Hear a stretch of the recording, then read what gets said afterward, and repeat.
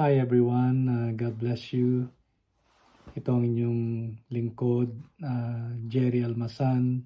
Nais ko lamang ibahagi ang inspirasyon na binibigay ng Panginoon sa aking buhay at sa buhay ng aking asawa, Sister Jocelyn. Ang subject na ito ay pinamagatang Walk by Faith and Not by Sight. Kalikasan ng ating katawang lupa o bilang tao na magamit ang ating five senses araw-araw, pang-amoy, panlasa, touch, what else, yung seeing and hearing.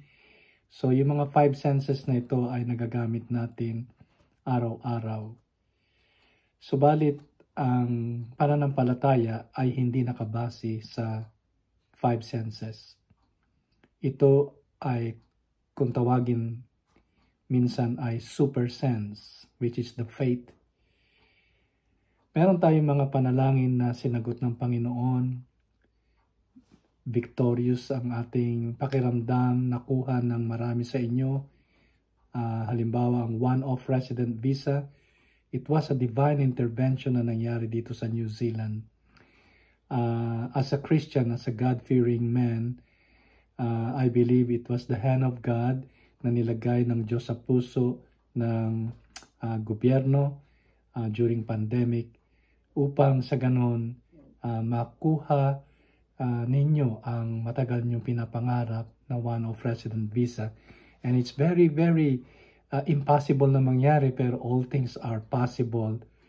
You know, merong timetable ang Diyos, may schedule siya, meron siyang sariling kalendaryo at hindi niya binabase ang timetable na ito, ang time frame na ito base sa time frame ng human being.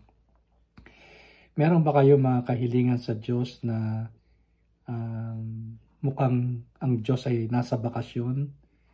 Mukhang walang nakikinig sa langit, mukhang walang tao sa langit. Panay ang katok mo, panay ang hiling mo, bagong trabaho, first home, magandang magaang-gaang kabuhayan o ang health mo. At hanggang ngayon ay parang walang movements, parang walang changes na nangyayari. Naglilinger lalo yung problema. In pain ka, nagkakaroon ka ng kalungkutan, na-hurt ka dahil walang changes na nangyayari. Mga kapatid, gusto kong gumamit ng 3 example sa Bible na magbibigay sa atin ng enlightenment by the grace of the Holy Spirit sa inyong pakikinig. Una, si Daniel, prophet sa Old Testament. Nagpe-pray siya ng 21 days at hindi rin siya kumakain. Nag-aayuno siya. At ang habang araw na walang patid ang kanyang paghingi sa Panginoon, na parang walang nangyayari.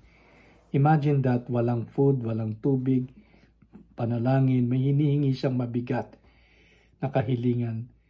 Tila baga hindi nakinig ang Panginoon. But on the 21st day, may anghel na sinugo ang Panginoon.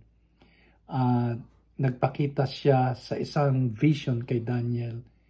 At sinabi niya, the first day you prayed, God heard your prayer, Daniel. So sa unang araw pa lang, napakinggan na pala ng Panginoon ang kanyang panalangin. Pero ni-reveal sa kanya on the 21st day. At sinabi rin ng anghel, hindi lang nakinig ang Panginoon sa iyong panalangin, sinugo niya si Michael the Archangel upang labanan niya ang puwersa ng kadiliman at maibigay sa iyo ang kasagutan. So meron ng parcel na pinadala pala ang Panginoon. Ang package, ang parcel ay walang iba kundi si Michael the Archangel. Kaya pala hindi pa nakakamit ni Daniel sa kanyang palad, sa kanyang kamay ang parcel dahil nakikipagbaka pa si Michael on his behalf. To cut the long story short, tinugon ng Panginoon sa first day pa lang. Pinadala na si Michael the Archangel sa first day pa lang. At ipinaglalaban ng anghel ng Panginoon ang karapatan ng anak ng Diyos na si Propetang Daniel. So minsan mga kapatid, kung ibabase natin ang ating pananampalataya sa ating mga nakikita, naririnig na nararamdaman, nalalasahan, o naaamoy, hindi natin makikita na ang Diyos pala ay may ginagawa na. Meron ako ritong scripture na nagsasabi sa Psalms 56 verse 56 verse 9, "The moment you pray, the tide of the battle begin to turn." Sa oras na tayo lumuhod, sa oras na tayo umiyak, sa oras na tayo humingi at kumatok sa pintuan ng ating Ama, the battle turn.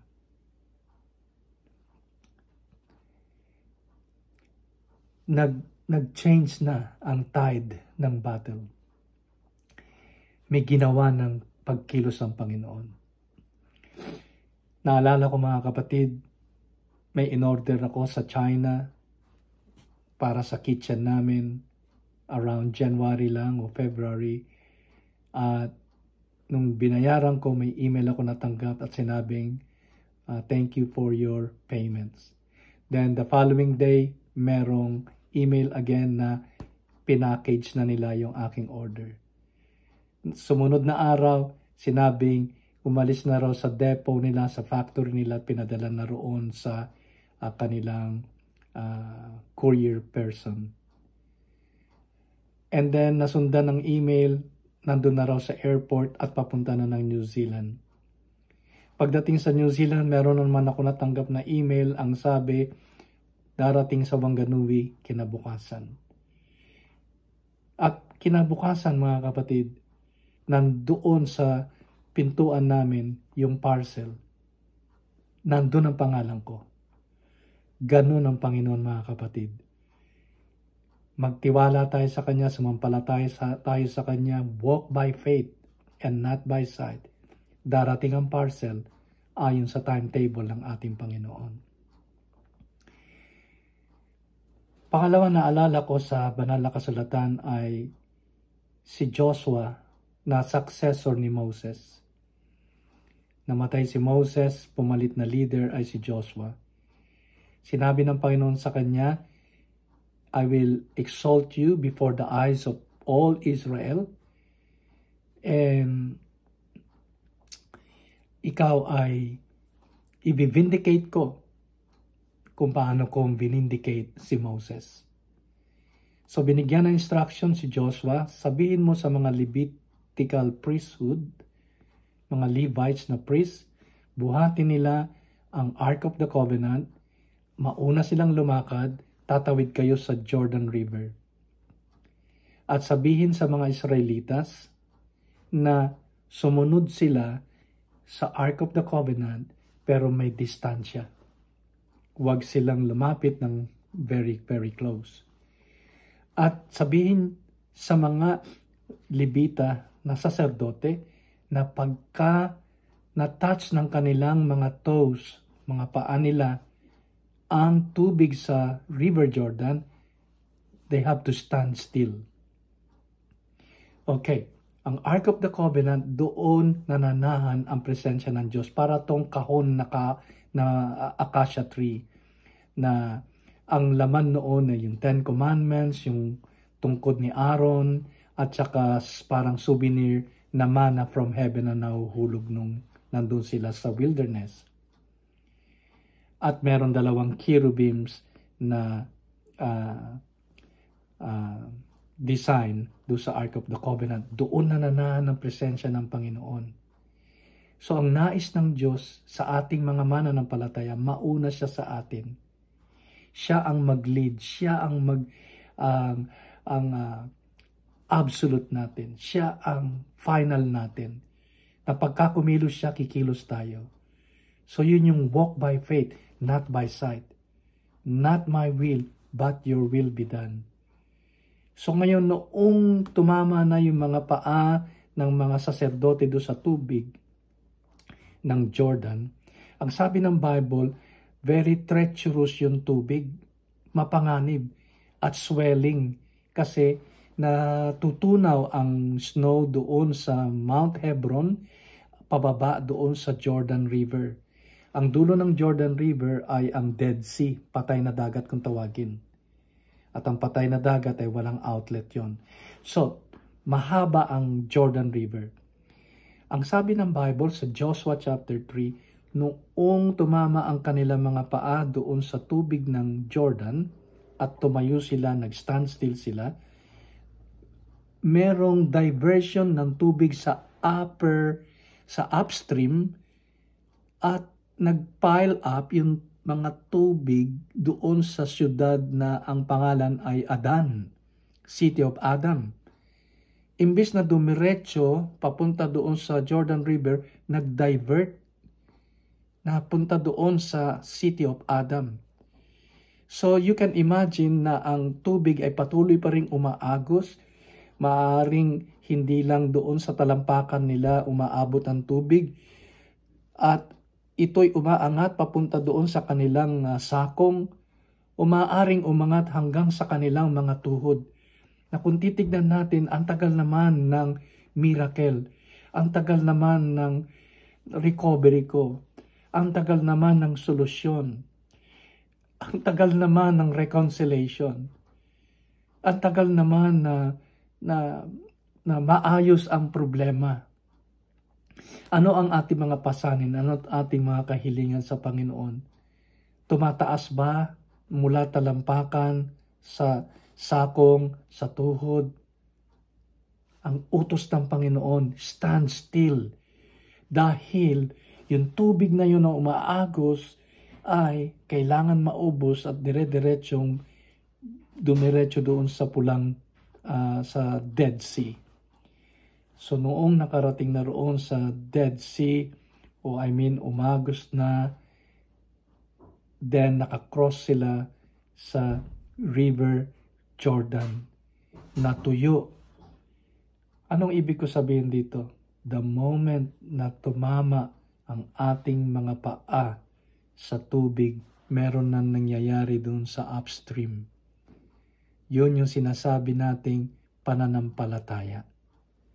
Huwag gamitin yung low stream faith, earthly faith. Ang gamitin natin ay ang upper o upstream faith. Dahil yun ang supernatural na kailangan natin. Yun ang ating inaabangan na kikilos sa ating mga buhay. So, brothers and sisters, wag nating kakalimutan, yung unang araw na nanalangin si Daniel, sinagot na ng Panginoon, nag-send na siya ng parcel. Nung tumama ang mga talampakan ng mga saserdote sa ilog Jordan, nagsimula nang mag-divert ang tubig doon sa upstream. Meron ng supernatural, meron ng miracle na pagkilos na ginagawa ang Panginoon. Hindi nila makita dahil 200 miles away. Pero by faith, mga kapatid, doon tayo tumingin. Kanino? Sabi ni Pablo, looking unto Jesus, the author and the finisher of our faith. Siya ang source ng ating pananampalataya. Sa Kanya nagsimula ang pananampalatayang nandito sa ating mga puso. So yun ang gamitin natin, hindi yung ating mga nakikita, naririnig, naamoy, nalalasahan, nahihipo, kundi pananampalatayang invisible at laging naniniwala. So manatili tayo sa tubig, manatili tayong nananalangin, manatili tayong sumasampalataya, manatili tayong magpuri sa Panginoon, mga kapatid. Kahit anong mangyari, meron ng miracle na nangyayari doon sa taas. Panghuli, may mga kaibigan si Jesus, ang pangalan ay si Lazarus, si Martha at si Mary. Nagkasakit na malubha si Lazarus. Nagsugo si Martha at si Mary ng kanilang mga kaibigan kay Jesus dahil nasa ibang bayan siya. At sinabi ang problema sa health ni Lazarus. Hindi sumunod kagad si Jesus dahil busy siya, meron siyang ginagawa doon. Nag-antay sila, Mary, Martha, maging si Lazarus, buhay pa. Lumipas ang kalahating araw, isang araw, wala. Hanggang namatay si Lazarus. Lumipas ang 2 araw, wala pa rin si Jesus. Nilibing na si Lazarus. 4 na araw, dumating ang Panginoong Jesus. At nung makita niyang umiiyak ang mga tao, ang sabi ng Bible, umiyak din si Jesus. Bakit? Because He cares for Lazarus. He cares for Martha and Mary. Best friend niya ang tatlong ito. Sabi ni Martha at ni Mary, kung dumating ka sana na maaga, hindi namatay si Lazarus. Ngunit, gumaling sana at hindi namatay. You know what, brothers and sisters? Minsan, inihiling natin ay healing, kagalingan, pero hindi yun palang gusto ng Panginoon. Ang ginawa ni Jesus, tinawag niya si Lazarus, hindi siya nag-pray, tinawag niya, Lazarus, come forth, lumabas ka dyan. Kinausap niya, lumabas ka dyan. Bumangon si Lazarus, mga kapatid. Anong point nito? Ang punto natin dito, minsan, hinihingi natin ay healing, pero ang gusto pala ng Panginoon ay resurrection. Pagkabuhay maguli. Dahil sa pagkabuhay maguli, lalong ma-amaze sa mga tao na meron palang buhay na Diyos.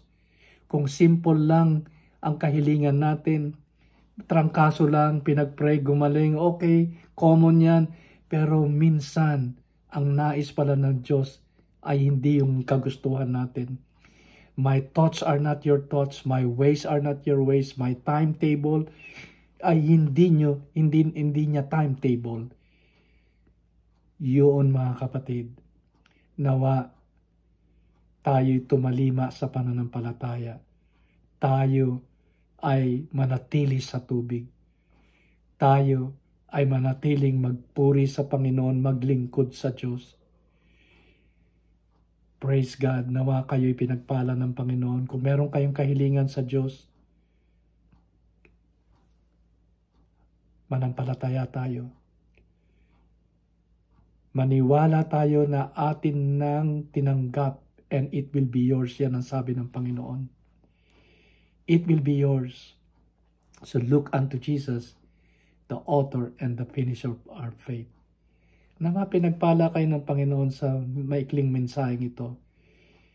Pinangahawakan namin ito, mga kapatid. Lumalago ito sa aming mga puso. The Lord has answered our prayers the moment na kami lumuhod ni Sister Jocelyn. Ang miracle ay nangyayari na doon sa upstream. Doon sa langit, kumilos na ang Panginoon. Pinadala na si Michael the Archangel. Ganon din sa inyo. God bless you all. Till next time, pagpalain kayo ng Panginoon.